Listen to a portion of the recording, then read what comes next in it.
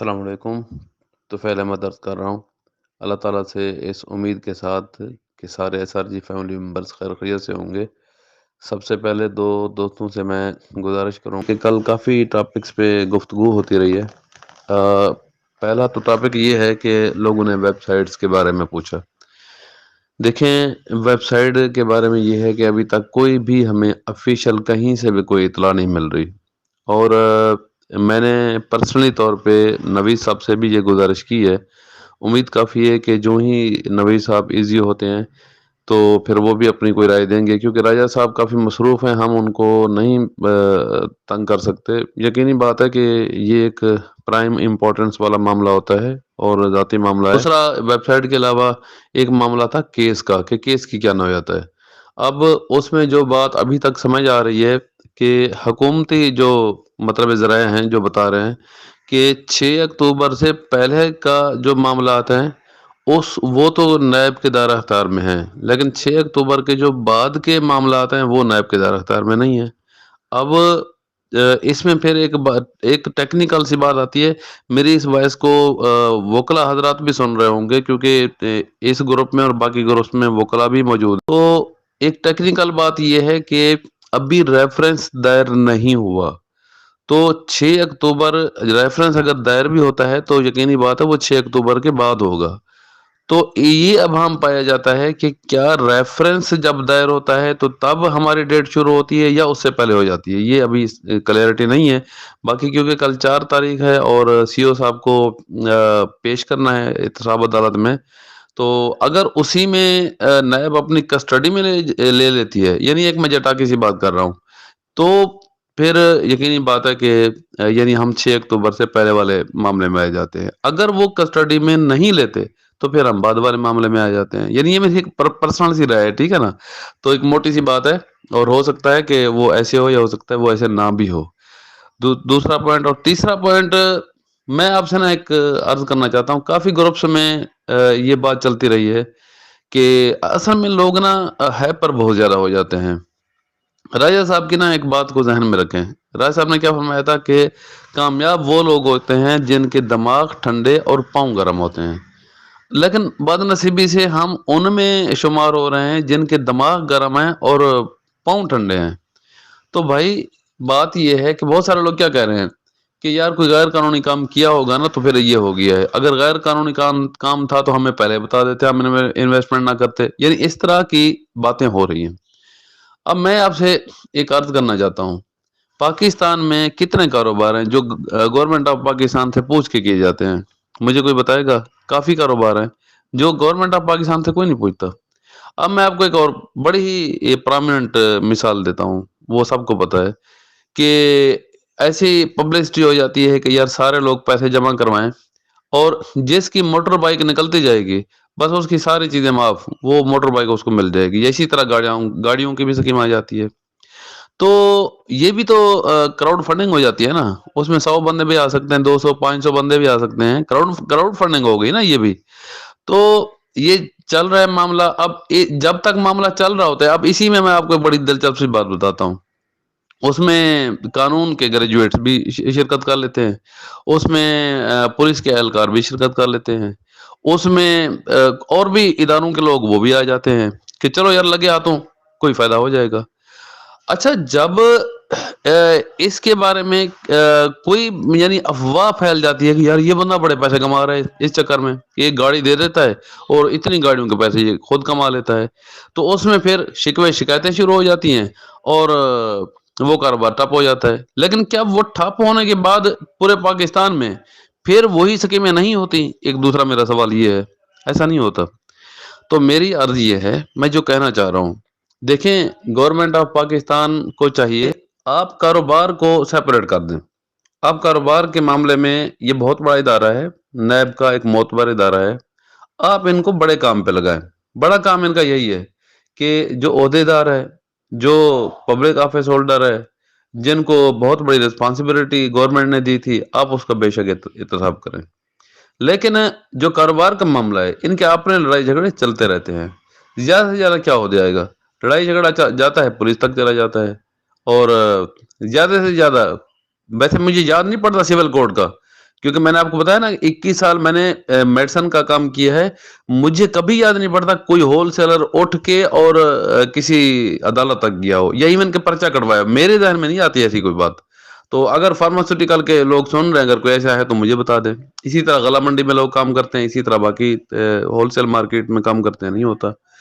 تو یہ جو ہمارا BFRU کا معاملہ ہے، میں کل بھی بتا رہا تھا کہ سیف الرحمان صاحب آئے، انہوں نے اپنے پوری کی پوری ہمیں پریزنٹیشن دی.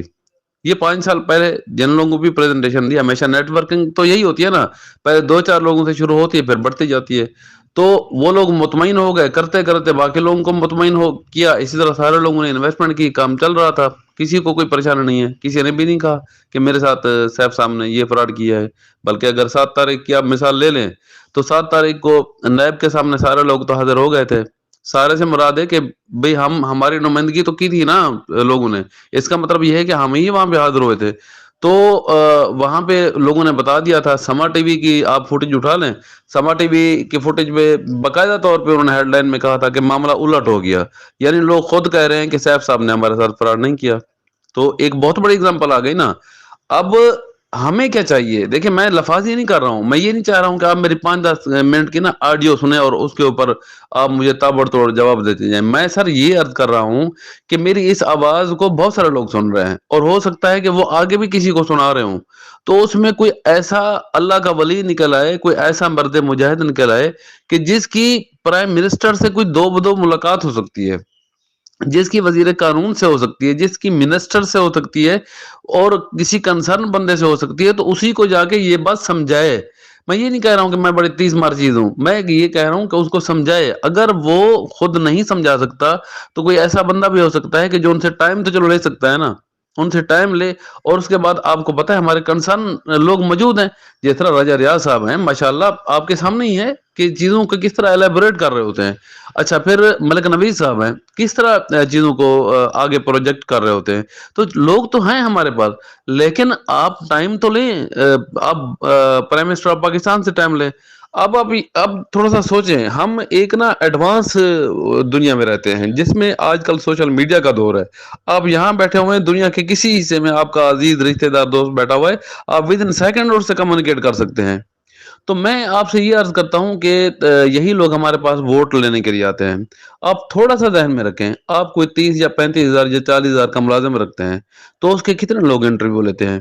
لیکن ہم اتنے بڑی شخصیت کو اٹھا کے اسمبلی میں بھیج رہے ہوتے ہیں اور ہم کوئی بات نہیں کرتے اسے. ہم پوچھتے نہیں ہیں بھیا آپ کوئی قانون کے بارے میں جانتے بھی ہو، کیونکہ آپ کا تو اہم کام وہاں پہ قانون سازی کرنا ہے، نہ کہ یہ پیپر ایک دوسرے کے منہ پہ مارنا ہے، نہ کہ ایک دوسرے کو تنقید کرنا ہے. آپ کا تو کام قانون سازی کرنا ہے. تو آپ قانون سازی کر بھی سکتے ہو، یا ایسے میرے گھر آ گئے ہو کہ چلو یار مجھ سے ووٹ دلوا دو. بھائی میں نے کھمبے شمبے نہیں لگوانے، میں نے سولنگ کا کام نہیں کروانا، میں نے یہاں پہ کوئی اور کام نہیں کروانے، میں نے تو مطلب آپ سے قانون کی بات کرنی ہے. اب آگے دیکھیں ہمارے بچوں کا فیوچر کیا ہے.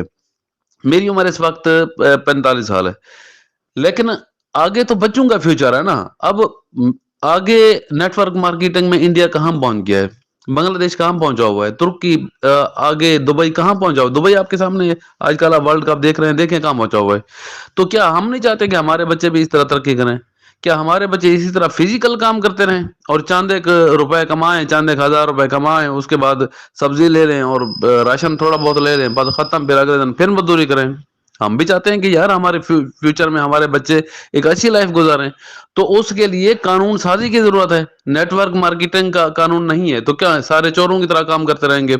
آج بھی جتنے 104 لوگ کام کر رہے ہیں، ہمارے کوچ راجہ ریاض صاحب نے فرمایا ہے 104 لوگ ہیں، یعنی کمپنیز ہیں جو کام کر رہی ہیں، لیکن وہ بھی تو چوروں کی طرح کام کر رہے ہیں نا. وہ پرسن ٹو پرسن کام کر رہے ہیں، وہ سوشل میڈیا پہ بھی نہیں آ سکتے. آج کل آپ نے دیکھا ہوگا سوشل میڈیا پہ نا پبلسٹی نہیں ہوتی نیٹ ورک مارکیٹنگ کی، تو وہ چوروں کی طرح کام کر رہے ہیں. تو بجائے اس کے کہ چوروں کی طرح کام کیا جائے، ارے بھائی اس کو آپ قانون سازی کا درجہ دو. آپ اس سے پیسے کماؤ، آپ FBR کے تھرو کام کرواؤ، آپ ٹیکسز رکھو اس کے اوپر، آپ اپنا برڈن کم کرو، آپ روزگار کے مواقع اس طرح بڑھاؤ.